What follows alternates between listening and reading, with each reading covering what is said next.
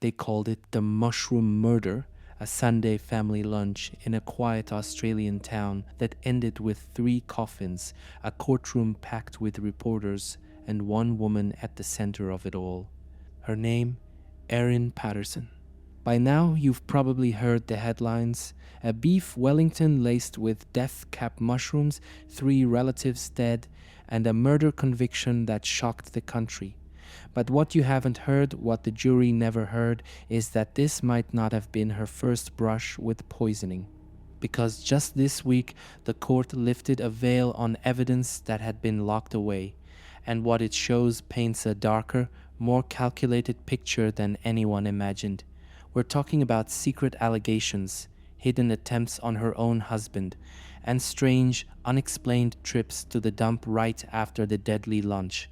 This is not the tidy, case closed story you thought you knew. This is the part that could change everything, and it starts with a simple question.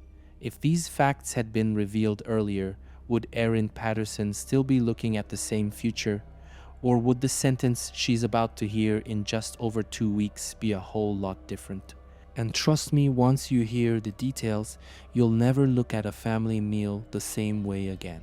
It was late July last year in the small Victorian town of Leongatha.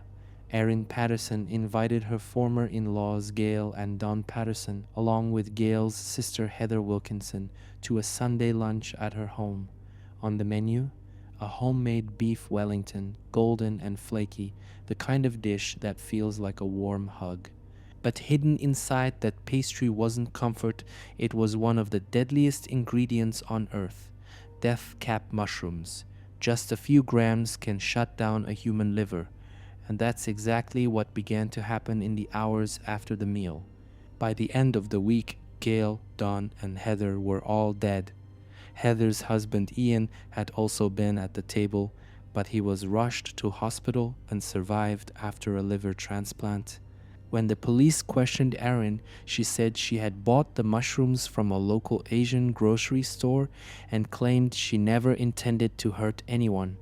But as toxicology reports came back and the story unfolded, prosecutors built a very different picture, one of a planned, deliberate act.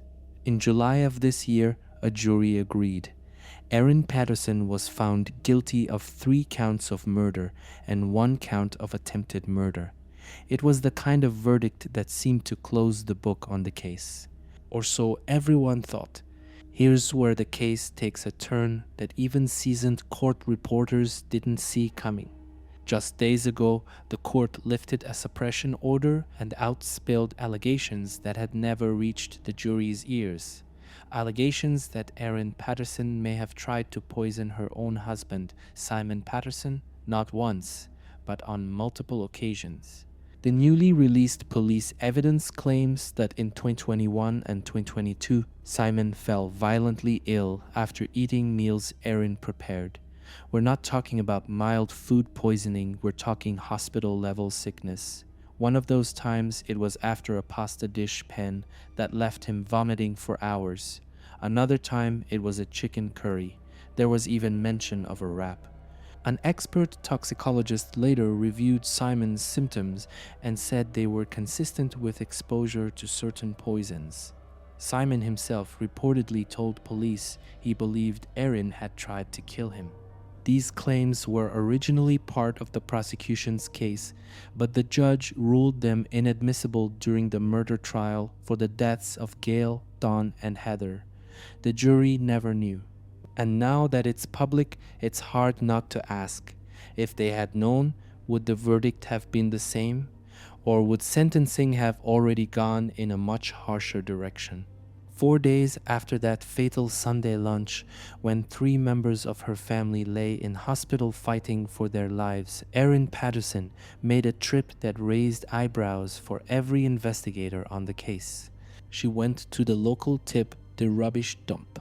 According to prosecutors, she didn't go just once. The newly revealed evidence says she made multiple visits in that same week, loading her car with bags and boxes and disposing of items quietly away from prying eyes. Police believe some of those items may have been linked to the mushroom lunch, potential evidence that, if examined, could have answered crucial questions. But here's the kicker: those dump runs were never put before the jury. The judge decided they were inadmissible, ruling they could be unfairly prejudicial. Now that this detail is public, it's impossible not to wonder what was in those bags. Old kitchen equipment, leftover ingredients, something far more damning. It's one thing to argue a meal was an accident. It's another to explain why days later you're quietly offloading unknown items while your relatives are dying in hospital beds. And with sentencing just weeks away, those dump runs have taken on a whole new weight in the public's mind.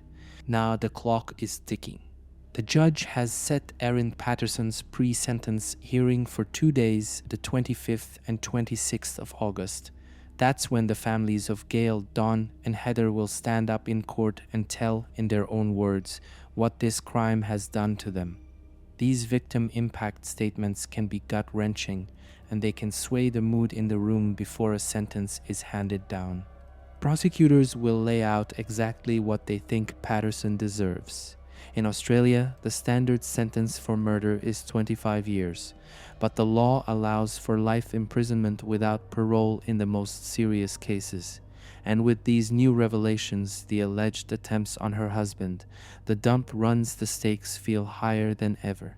The defense will fight to keep the focus on the original trial evidence. The prosecution will argue the pattern is clear, and the public, they'll be watching every minute, knowing that by the end of August, Erin Patterson's fate will be sealed. It's no longer just about a meal gone wrong. It's about whether the justice system will treat this as a crime of opportunity or the calculated work of a repeat poisoner. This isn't just a local courtroom drama tucked away in rural Australia.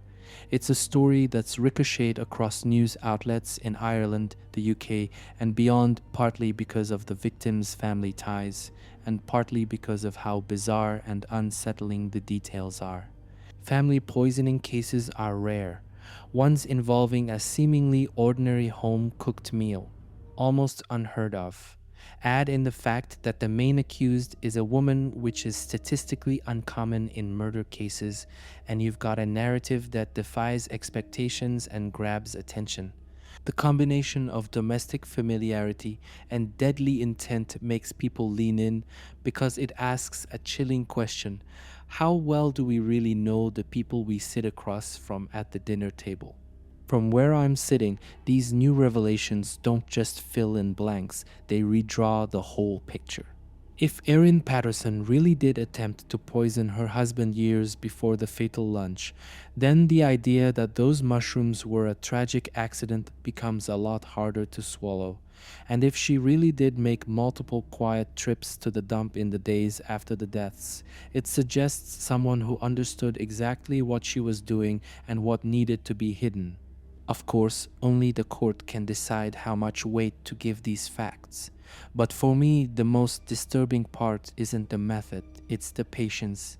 The cool, calculated nature of using food as a weapon, and the calmness it would take to do it more than once, is chilling. Now it's over to you. Do these new details change the way you see Erin Patterson? Should they play a role in how long she spends behind bars, even if the jury never heard them? Drop your thoughts in the comments. Let's see if we think alike or if this case divides opinion.